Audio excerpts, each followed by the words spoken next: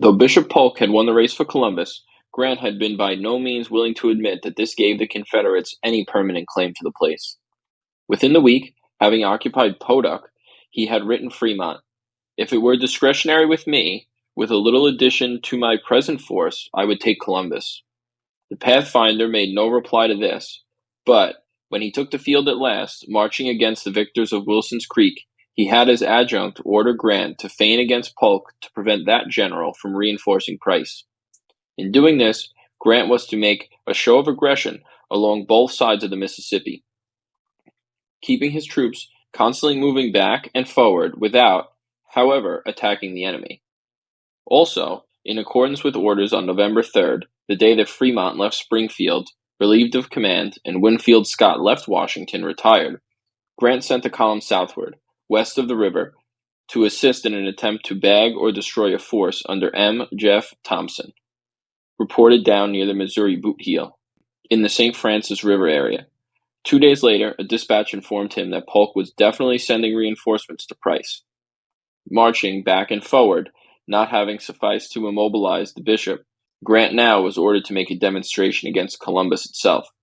Accordingly, on the 6th, he loaded 5 infantry regiments, supported by 2 cavalry troops and a 6-gun battery, onto 4 transports, 3,114 men in all, and steamed down the river, protected by 2 gunboats.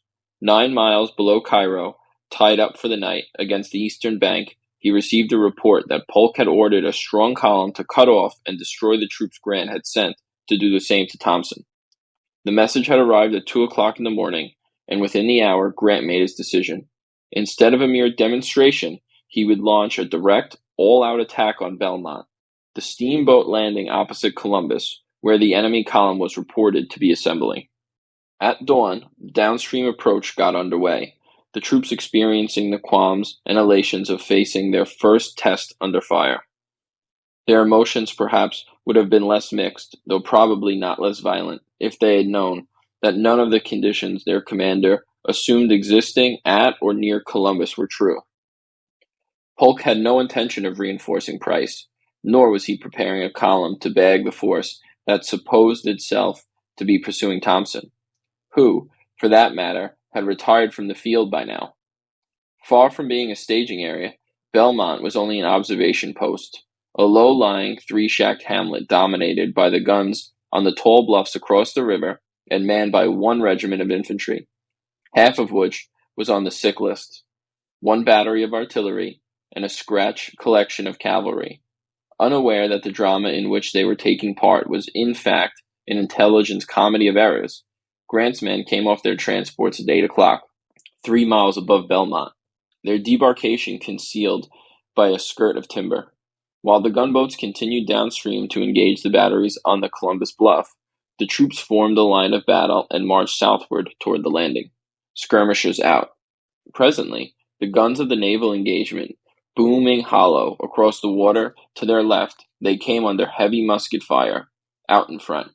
By now, there was more to oppose them than 1 half-sick infantry regiment. Polk, having learned of the attack, had reinforced the Belmont garrison with 4 regiments under Brigadier General Gideon Pillow, the Tennessean who had preceded him in command. Ferried across the river, they hurried northward from the landing, scorning the protection of previously constructed fortifications, and took position in the path of Grant's advance. It was hard, stand-up fighting, the forces being about equal, 5 regiments on each side, each force being supported by a battery of light artillery.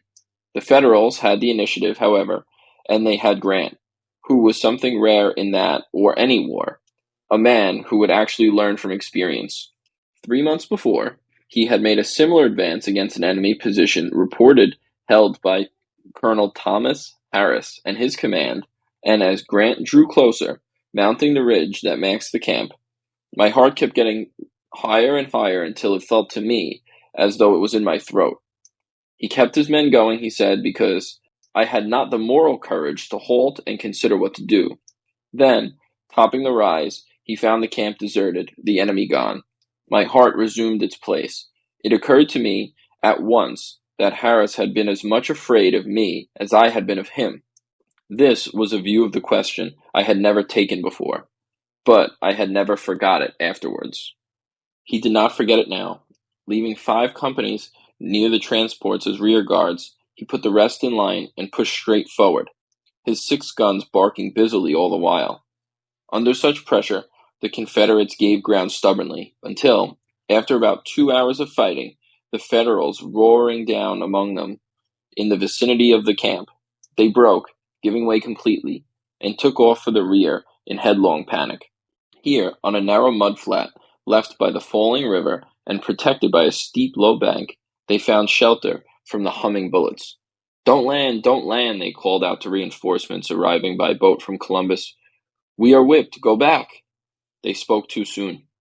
Grant's men, having overrun the camp, had stopped to loot, and their officers, elated by the rout, galloped about from one cluster of men to another, according to Grant, and at every halt delivered a short eulogy upon the Union cause and the achievements of the command. Like the whipped men under the river bank, they thought the battle was over. This was by no means the case, as they presently discovered. Now that their own men were out of the way, the artillerists on the Columbus bluff could bring their guns to bear, particularly one big rifle, Whitworth, which began to rake the captured campsite. What was more, the reinforcements arriving by boat ignored the cries. "Don't land, go back," and coming up during the lull formed a line of battle, preparing to attack. Discouraged, Grant ordered the camp to set a fire to discourage the looters and orders, and did what he could to reassemble his command. Meanwhile, other Confederate reinforcements were pouring ashore to the north, between Belmont and the transports, when an aide rode up exclaiming, "General, we are surrounded." "Well," Grant said, "we must cut our way out as we cut our way in." All this time, Grant's faulty intelligence having made the Federal plans impenetrable, Polk had refused to believe that the action across the river was anything more than a feint to distract his attention from the main efforts, which he believed would come from the Kentucky side.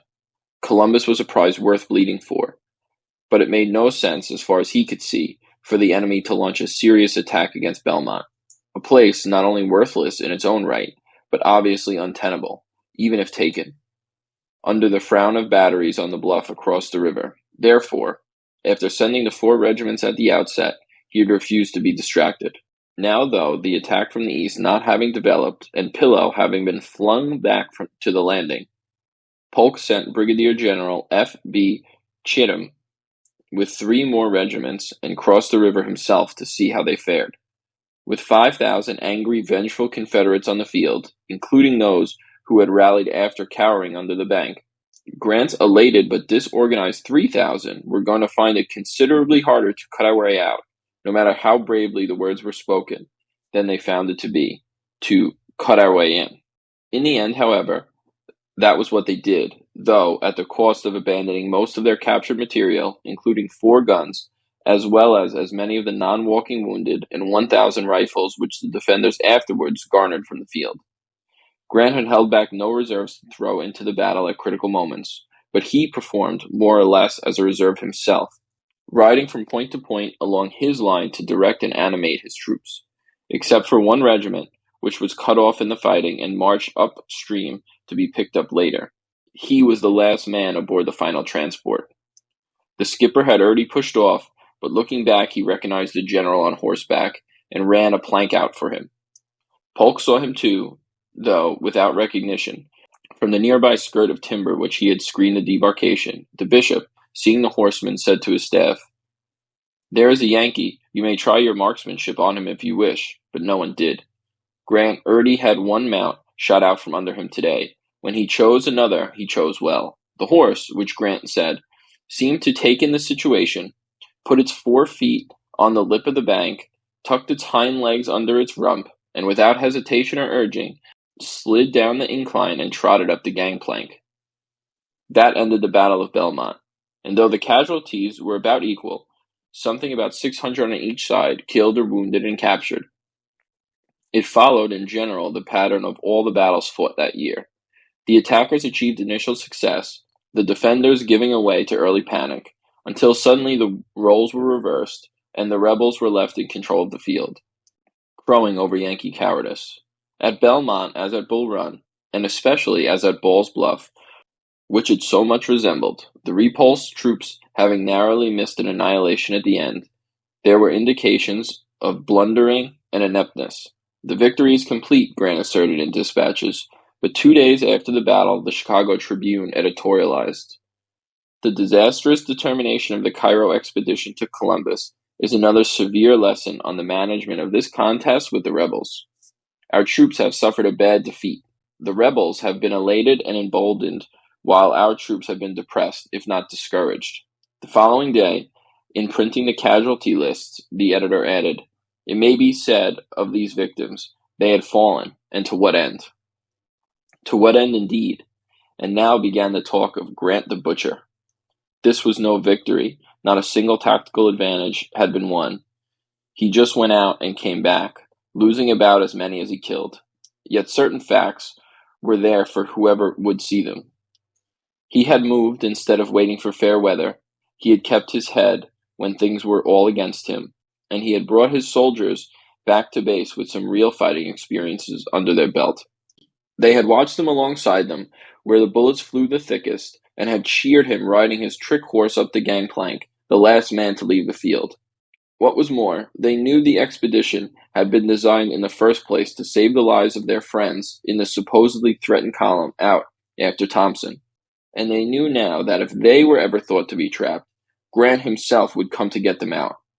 Best of all, they had met the rebels in a stand-up fight, which proved, for one thing, that blue-bellied Yankees were not the only ones who would panic and scatter and take off crying, "We are whipped, go back."